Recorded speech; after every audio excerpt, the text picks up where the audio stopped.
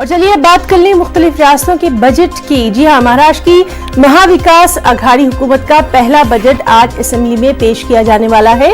रियासती वजीर दाखिला अजीत पवार ये बजट पेश करेंगे। गुज़िश्ता दिनों अजीत पवार ने इक्तिसादी सर्वे भी पेश किया था। किसानों की कर्ज माफी और बेरोजगारी पर यह हुकूमत खास तवज्जो दे सकती है। कोल्हापुर में सैलाब, बेमौसम की बारिश से बेहाल किसानों के लिए अलग से राहत पैकेज का ऐलान किया जा सकता है। साथ ही अजीत पवार ने माशी सर्वे में सभी शोबों पर खुसूसी तवज्जो देने की भी बात कही है। और चलिए मुंबई का रुख करेंगे, जहां मौजूद है इस वक्त हमारे साथ हमारे रिपोर्टर अमित राय।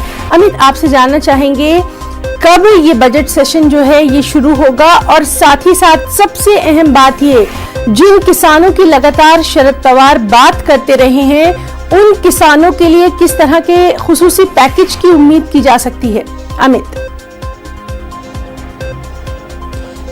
देखिए 11 बजे जो है ये बजट पेश होगा। विधानसभा में अजीत पवार इस बजट को पेश करेंगे और विधान परिषद में वित्त राज्य मंत्री शंभूराज देसाई जो है वो इस बजट को पेश करेंगे। हालांकि जो कल आर्थिक सर्वे रिपोर्ट जो विधानसभा में पेश की गई थी, उसमें साफ तौर पे बताया गया था कि प्रति व्यक्ति आय में महाराष्ट्र जो है वो तीसरे पायदान से खिसककर 5वें पायदान में आ चुका है। बेरोजगारी की अगर बात करें तो बेरोजगारी का जो दर है वो बढ़ा है। 8.3% जो है वो बेरोजगारी की दर हो गई है और पिछले साल की अपेक्षा में इस साल 1.5 लाख रोजगार जो है वो घटे हुए हैं। हालांकि जो विदेशी निवेश है उसमें महाराष्ट्र जो है पूरे देश में दूसरे नंबर पर है। लेकिन ये इतना बोझ क्यों हो रहा है, उसका कारण ये बताया गया कल आर्थिक सर्वे रिपोर्ट में कि जो 7वां वेतन आयोग लागू किया गया, जो उससे जो है बोझ बढ़ा है राज्य पे, और जो पेंशन की स्कीम है जो रिटायरमेंट के बाद कर्मचारियों को मिलती है, उसका भी बोझ जो है राज्य सरकार पे पड़ा है। मैं आपको बताऊं कि 4 लाख करोड़ से ज्यादा का जो महाराष्ट्र पे जो है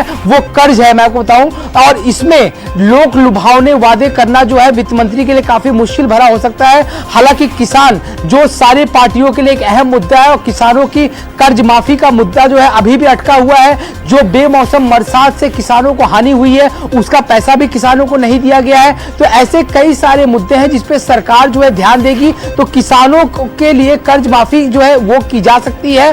उसके लिए जो है एक बड़ा अनुदान जो है वो उसकी घोषणा की जा सकती है। हालांकि सबसे बड़ी चीज यह है कि नितिन राउत जो ऊर्जा मंत्री, उन्होंने 100 यूनिट बिजली मुफ्त कराने की बात कही थी। अब देखना यह होगा कि उस पर जो है वित्त मंत्री क्या कुछ रोशनी डालते हैं। तो आज का बजट जो है काफी देखने लायक होगा, क्योंकि पहले से घाटे में चल रहा राज्य जो है किस तरह से इस घाटे को जो है कवर अप करता है, और किस तरह से जो है किसानों को जो है या दूसरे जो सेक्टर है, चाहे महिला सशक्तिकरण की बात की जाए, रोजगार की बात की जाए, जिस तरह से मैंने आपको बताया कि बेरोजगारी बढ़ी हुई है, बेरोजगारी का दर जो है 8.3% हो गया। 1.5 लाख रोजगार पिछले साल की अपेक्षा इस साल कम हुए हैं। तो इसमें सरकार किस तरह से पार पाती है वो सबसे देखने वाली बात होगी।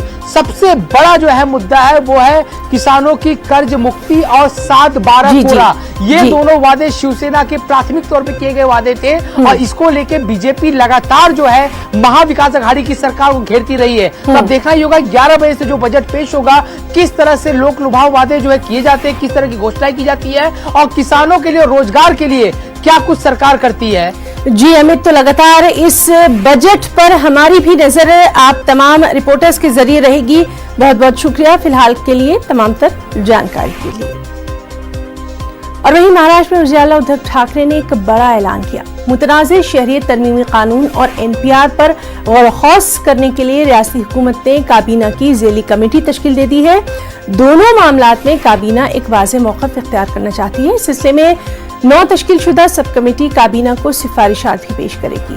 उद्धव ठाकरे ने कहा कि नेशनल पॉपुलेशन रजिस्टर यानी NPR और CA को लेकर अवाम में बेचैनी देखी जा रही है। महाराष्ट्र में मुक़न्नना उमूर के वजीर और शिवसेना लीडर अनिल परब 6 रुकनी कमेटी की सरबराही करेंगे।